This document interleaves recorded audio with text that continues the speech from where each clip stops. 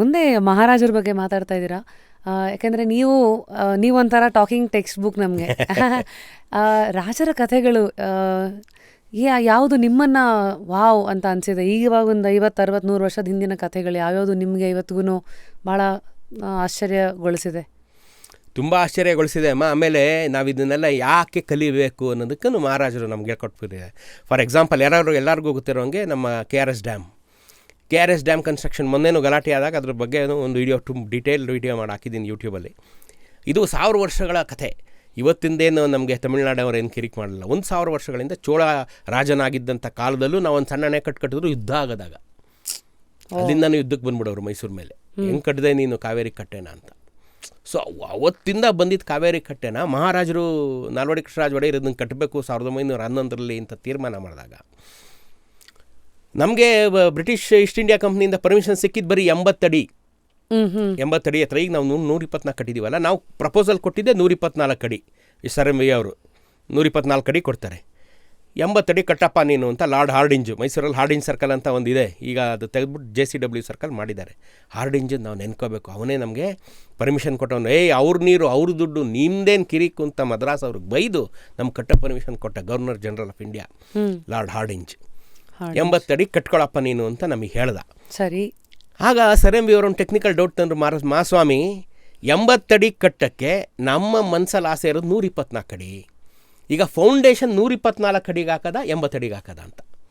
ಈಗ 80 ಅಡಿಗೆ ಹಾಕಿದ್ರೆ ಸ್ವಲ್ಪನೇ ಖರ್ಚು, 124 ಅಡಿಗೆ ಹಾಕಿದ್ರೆ ದೊಡ್ಡ ಖರ್ಚು. ಮಹಾರಾಜರಂತಾರೆ, ತಾಯಿ ಚಾಮುಂಡೇಶ್ವರಿ ನೋಡ್ಕೊಂಡು ನೀನು 124 ಅಡಿಗೆ ಹಾಕಪ್ಪ, ನೀನು ದೂರಾಲೋಚನೆ, ನೀನು 124 ಅಡಿಗೆ ಹಾಕು. ಆಮೇಲೆ 80 ಅಡಿ ಕಟ್ಟದಾರೆ, ತಾಯಿ ಇಚ್ಛೆ, ನಾವೇನು ಮಾಡೋಕ್ಕಾಗುತ್ತೆ ಅಂದ್ಬಿಟ್ರು ಮಹಾರಾಜರು.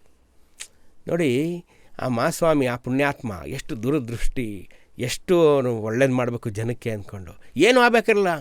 ಒಂದು 20 ವರ್ಷ ನಮ್ಮ ನಾಲ್ವಡಿ ಕೃಷ್ಣರಾಜ ಒಡೆಯರು ಸುಮ್ಮನೆ ಇದ್ಬಿಟ್ಟಿದ್ರೆ ಕಣ್ಮುಚ್ಕೊಂಡು, ಬೆಂಗಳೂರಿಗೆ ಇವತ್ತು ಯಾರೂ ಜನ ಬರ್ತಿರಲಿಲ್ಲ. ಯಾಕಂದರೆ ಡ್ಯಾಮೇ ಇರ್ತಾ ಇರಲಿಲ್ಲ, ನೀರೇ ಇರ್ತಾ ಇರಲಿಲ್ಲ.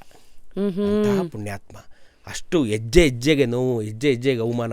ನಾವು ಒಂದೊಂದು ಫೈಲ್ ತೊಗೊಂಡು ಮೈಸೂರಿಂದ ಬೆಂಗಳೂರಿಂದ ಮದ್ರಾಸ್ಗೆ ಹೋಗಬೇಕಿತ್ತು. ದಿನಗಟ್ಟಲೆ ಅಪಾಯಿಂಟ್ಮೆಂಟೇ ಕೊಡ್ತಾ ಇರಲಿಲ್ಲ ಈಸ್ಟ್ ಇಂಡಿಯಾ ಕಂಪ್ನಿ ಬ್ರಿಟಿಷರ್ಸು.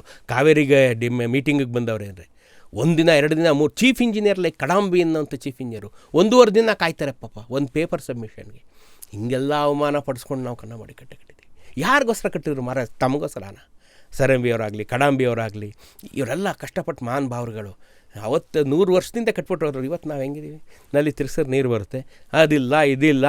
ನಾನು ಇಂಜಿನಿಯರಿಂಗ್ ಪ್ರಾಜೆಕ್ಟ್ ಮಾಡ್ಬೇಕಾರೆ 85-86 ನಮ್ಮ ಪ್ರಾಜೆಕ್ಟ್ ಏನಪ್ಪ ಅಂತಂದರೆ, ಬೆಂಗಳೂರಿಗೆ ಕಾವೇರಿ ನೀರು ತೊಗೊಂಡೋಗುವಂಥ ಮೊದಲನೇ ಕಾರ್ಯಾಗಾರ. ಅದನ್ನು ಪ್ರಾಜೆಕ್ಟ್ ರಿಪೋರ್ಟ್ ಮಾಡ್ತಾಯಿದ್ವಿ ನಾವು ಮಳವಳ್ಳಿ ತೊರೆಕಾಡಿನಳ್ಳಿ ಅಂತ, ಅಲ್ಲಿಂದನೇ ಬರೋದು. 86ರಲ್ಲಿ ಮೊದಲನೇ ಫಸ್ಟ್ ಫೇಸ್ ಬೆಂಗಳೂರಿಗೆ ತಂದಿದ್ದು. ಇವತ್ತು 9th ಫೇಸ್ ಕೆಲಸ ದೊಡ್ಡ ಪೈಪ್ ಹಾಕಿದ್ದಾರೆ. ಸೊ ಇದನ್ನು ನಾವು ಕಲಿಯೋದೇನು ಅಂದರೆ, ನಮಗೋಸ್ಕರ ಏನು ಮಾಡಬೇಡ, ಸಮಾಜಕ್ಕೆ ಮಾಡ್ಕೊಂಡು ಹೋಗ್ತಾರೋ ಮುಂದಕ್ಕೆ ಇದನ್ನು ತೊಗೊಂಡೋಗ್ಬೇಕು ನೀವು. ನೆನೆಯುತ್ತೆ ನಿಮ್ಮನ್ನು. ಅಲ್ಲ, ಅದು ಒಬ್ಬ ಮನುಷ್ಯನ ಕರ್ತವ್ಯ. ನೆನೆಯೋದು ಬಿಡೋದು ಅದು ದೇವ್ರ ಬೈ ಪ್ರಾಡಕ್ಟ್. ಅದು ಇದು ಮನುಷ್ಯನ ಕರ್ತವ್ಯ. ನೀನು ಮುಂದಕ್ಕೆ ತಳ್ಕೊಂಡು ಹೋಗ್ತಾ ಇರ್ಬೇಕು. ಇದನ್ನು ನೀನೇ ಎಲ್ಲ ತಿಂದ್ಬಿಡಬಾರ್ದು. ಈ ಮುಂದಕ್ಕೆ ಕೊಡ್ತಾ ಹೋಗಬೇಕು. ನಿನ್ನ ಆಯುಸ್ಸು, ಬುದ್ಧಿಶಕ್ತಿ, ನಿನ್ನ ಶಕ್ತಿ, ಇದನ್ನೆಲ್ಲ ನೀನು ಇದಕ್ಕೆ ಧಾರೆ ಏರಿಬೇಕು ಅನ್ನೋದೇ ಮಹಾರಾಜರು ನಮ್ಗೆ ಕಲಿಸ್ಕೊಟ್ಟಿದ್ದು ನೋಡಿ. ಐ ಥಿಂಕ್ ಇವತ್ತಿಗೆ ಈ ಥರ ವಿಚಾರಗಳು ನೀವು ಹೇಳಿದಾಗ, ಬೆಂಗಳೂರು ಅಂದರೆ ಇವತ್ತು ಕೆಂಪೇಗೌಡರು ಅನ್ನೋದು ಅವರ ಕಾಂಟ್ರಿಬ್ಯೂಷನ್ನು ತುಂಬ ಇದೆ. ಜೊತೆಗೇನೆ ಎಲ್ಲ ಹೆಸರುಗಳನ್ನು ನಾವು ಆಗಾಗ ನೆನೆಯಬೇಕು. ಖಂಡಿತ. ರಾಜ ಮನೆತನದ ಬಗ್ಗೆ ಇವಾಗ ಹೇಗಿದ್ರು ನಮ್ಮ ಯದುವೀರವರು ಎಲೆಕ್ಷನ್ಗೆ ನಿಂತಿದ್ದಾರೆ.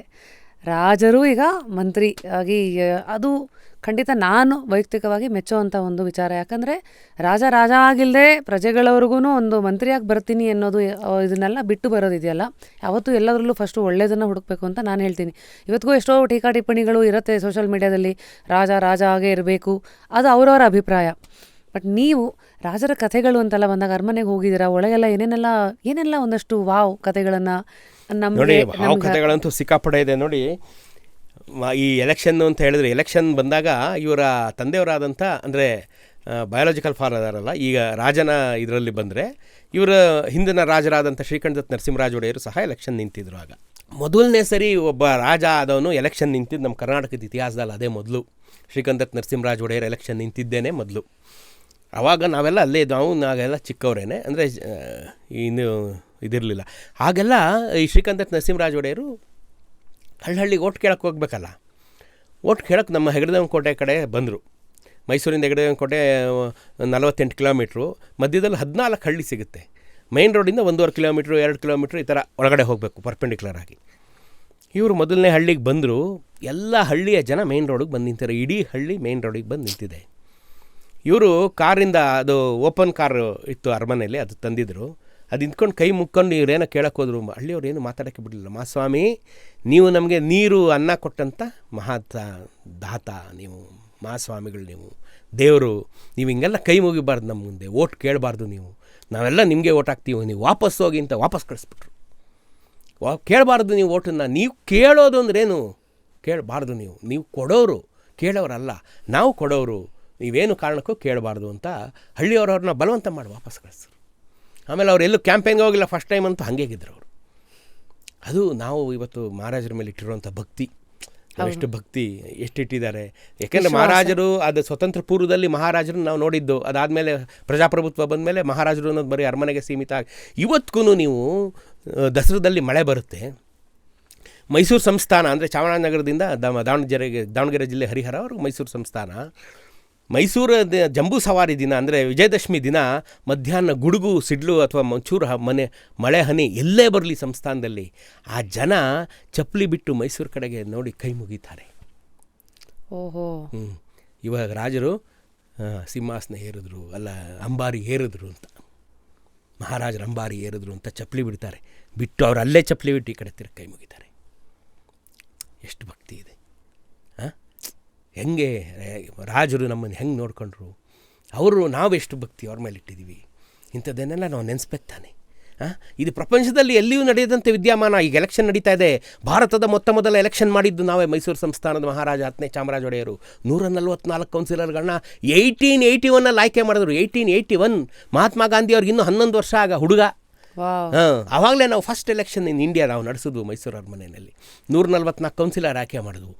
ಭಾರತದಲ್ಲಿ, ಬಹುಶಃ ಏಷ್ಯಾದಲ್ಲಿ, ಇವನ್ ಅಮೆರಿಕಾದಲ್ಲೂ ಕೊಟ್ಟಿರಲಿಲ್ಲ, ಹೆಂಗಸರಿಗೆ ವೋಟಿಂಗ್ ಪವರ್ ಕೊಟ್ಟಿದ್ದು ನಾವೇನೆ ಮೈಸೂರು ಸಂಸ್ಥಾನದಲ್ಲಿ. ಇವತ್ತಿಗೂ ಮೈಸೂರು ಇಂಕನ್ನೇ ನಾವು ಎಲೆಕ್ಷನ್ಗೆ ಬಳಸೋದು. ಇವತ್ತಿಗೂ ನಾವು ವೋಟ್ ಇಂಕ್ ಹಾಕ್ಸ್ಕೊಳ್ಳೋದು ಮೈಸೂರು ಲ್ಯಾಕ್ ಆ್ಯಂಡ್ ಪೈಂಟ್ ಇಂಕಿಂದ. ನಮ್ಮ ಫ್ಲಾಗ್ಗೆ ಬಾವುಟ ತಯಾರಾಗೋದು ನಮ್ಮ ಕರ್ನಾಟಕದಲ್ಲಿ. ಸೊ ಇಷ್ಟೆಲ್ಲ ಮೊದಲುಗಳನ್ನು ಮಹಾರಾಜರು ಮಾಡಿದ್ರು. ಯಾಕಾಗಿ ಮಾಡಿದ್ರು ಅವರು ಇದನ್ನೆಲ್ಲ? ಅವರು ಹಗಲು ರಾತ್ರಿ ನಿದ್ದೆಗೆಟ್ಕೊಂಡು ಜನಗಳ ಹತ್ರ ಬಯಸ್ಕೊಂಡು, ಯಾಕೆಂದರೆ ಯಾವುದೇ ಯಶಸ್ಸಿನ ಹಾದಿಯೂ ಸುಲಭ ಅಲ್ಲ, ಎಲ್ಲ ಕಲ್ಲು ಮುಳ್ಳು ತುಂಬಿದ ಹಾದಿಯೇ. ಅದನ್ನೆಲ್ಲ ಅವ್ರು ದಾಟ್ಕೊಂಡು ಇದನ್ನೆಲ್ಲ ಮಾಡೋವಂಥ ಅವಶ್ಯಕತೆ ಇರಲಿಲ್ಲ ಮಹಾರಾಜರಿಗೆ. ಆದರೂ ಮಾಡಿದ್ರು. ಅವರು ಮಾಡಿದ್ದರ ಫಲವನ್ನು ಇವತ್ತು ನಾವು ಊಟ ಮಾಡ್ತಾಯಿದ್ದೀವಿ.